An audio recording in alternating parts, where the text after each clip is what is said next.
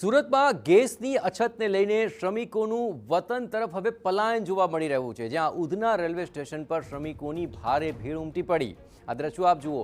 ગેસના ભાવમાં વધારો શું થયો, શ્રમિકોની કમર તૂટી ચૂકી છે અને શ્રમિકો દિવસમાં માત્ર એક જ સમયનું ભોજન લેવા માટે મજબૂર બન્યા હતા।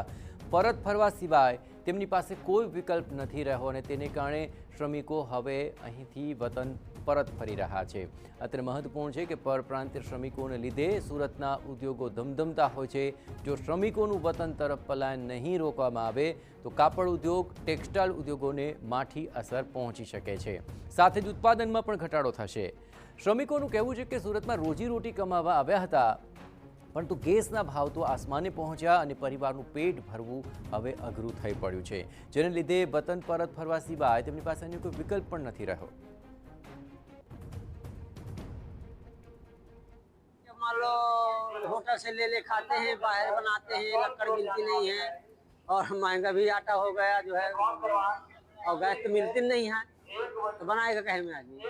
परिवार का गुजारा कैसे, मान लो अभी 2 टाइम में 1 टाइम खाते हैं, परिवार का गुजारा यही करते हैं मजबूरी में।